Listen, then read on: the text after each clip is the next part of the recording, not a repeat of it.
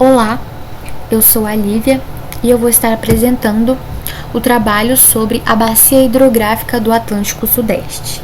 Estou representando a minha equipe, que é composta também pela Nalanda e pela Pamela.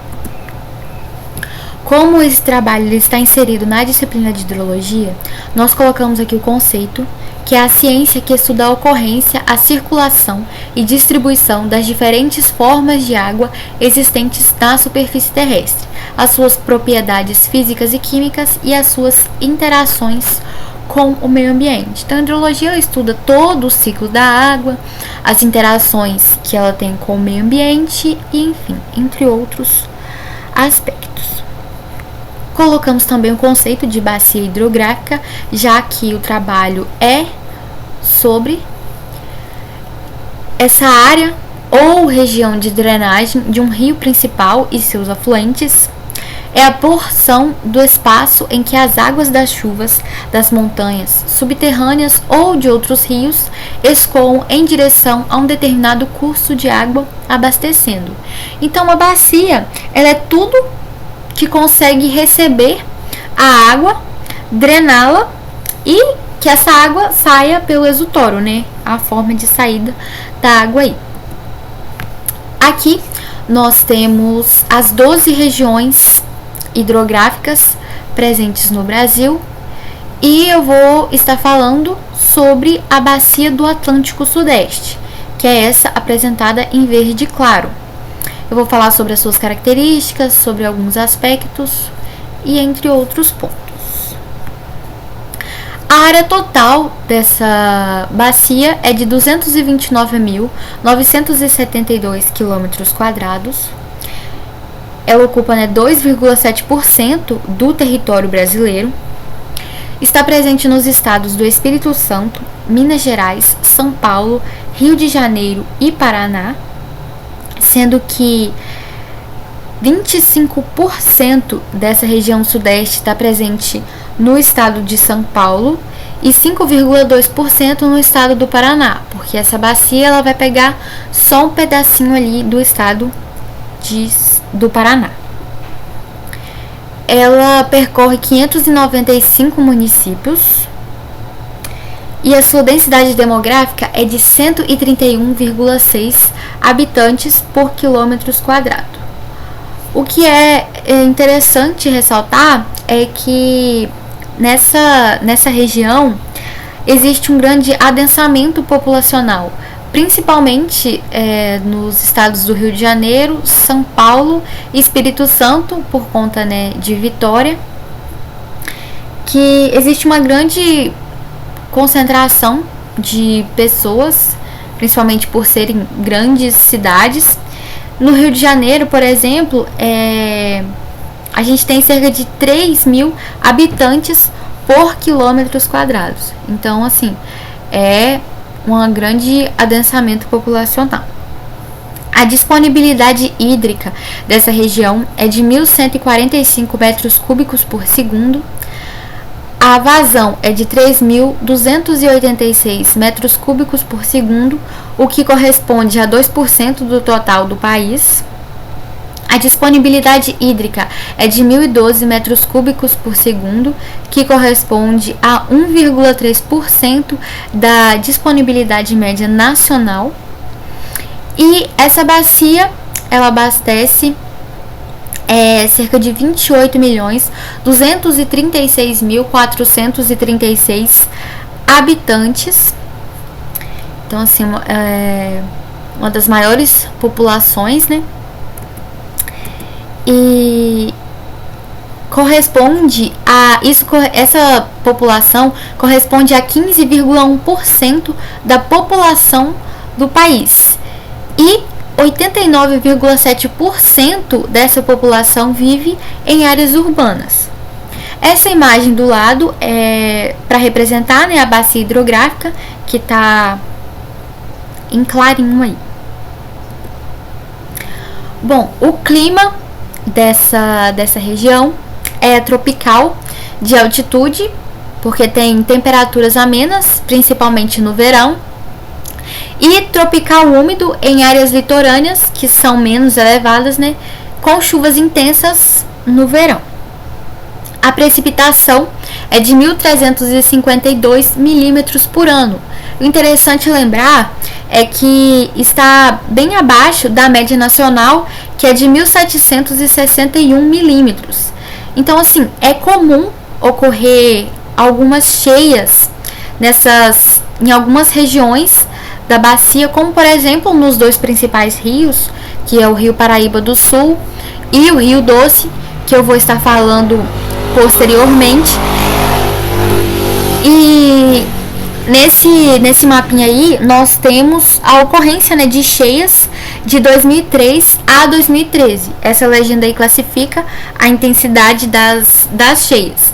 Isso acaba prejudicando, né, a população que reside por lá. A evapotranspiração é de 803 milímetros por ano. Os usos potenciais dessa bacia hidrográfica é a geração de energia, a navegação, a pesca, o turismo e lazer.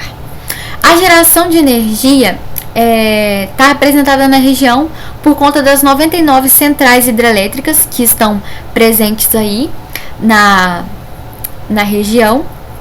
A navegação, ela está presente nessa região, mas não tão intensa, principalmente por conta, né, da topografia dessa região, ou seja, por um conjunto de fatores, por conta da vazão também, enfim. A pesca é outro ponto que também não é tão intenso quanto a geração de energia, mas ela está presente nas áreas ribeirinhas e essa atividade é realizada pelas famílias que residem nesses locais. Tem também o turismo e o lazer, que são atividades desenvolvidas na orla marítima, porque lá também existe uma grande concentração, né, de pessoas e a demanda de água é muito grande. Essa imagem aí do lado é representando a bacia hidrográfica e se perceberem, ela está subdividida em algumas cores e aí na legenda isso é a subdivisão da bacia, que é o doce, aí em amarelinho litorânea Rio de Janeiro, Espírito Santo, verdinho litorânea São Paulo e Rio de Janeiro, em azul Paraíba do Sul, em azul mais clarinho Ribeira do Iguapé. Alguns aspectos relevantes, né, sobre essa bacia são os lançamentos de esgoto, o uso do solo, a elevada captação de água e conflitos de uso da água. Como eu disse inicialmente, por essa região ser uma região bastante populosa, existem algumas águas que são fortemente poluídas. Essas águas elas sofrem com a poluição por conta de despejo de esgoto, esgotos domésticos e também de efluentes industriais, né, que vêm das indústrias e que muitas das vezes não são tratados. Então isso aí vai prejudicar a qualidade da água e muitas das vezes essa água é classificada como ruim ou como péssima. Os lançamentos de esgotos, né, estão presentes aí em maior intensidade na região litorânea, que é onde existe uma concentração maior da população, e aí isso vai ter um lançamento mais significativo desses esgotos. E aí vai prejudicar, né, a população com a questão de poder aumentar o risco associado à propagação de doenças de veiculação hídrica. A questão do uso do solo também, que está ligado aos desmatamentos, o inadequado tratamento do solo, né, que vai causar erosões, a exploração de mineral, são aspectos que vão influenciar na qualidade da água. A elevada captação de água que está presente no Rio Paraíba do Sul, eles captam cerca de 60% dessa água para gerar energia. principalmente no estado do Rio de Janeiro. E por último aí nós temos os conflitos de uso da água. Isso acontece principalmente na cidade de São Paulo, que tem uma baixa disponibilidade de água em muitos lugares. Aqui eu vou estar falando sobre um dos principais rios, que é o Rio Paraíba do Sul. Ele ocupa 56.500 km², tem o comprimento de 1.137 km, seu fluxo é de 1.118 metros cúbicos por segundo. Esse rio ele nasce no Rio Paraitinga, a sua foz é no Oceano Atlântico e a bacia se estende pelos estados de São Paulo, do Rio de Janeiro e de Minas Gerais. Aqui nós colocamos uma foto do Rio Paraíba do Sul e ao lado um mapinha dos locais onde esse rio percorre.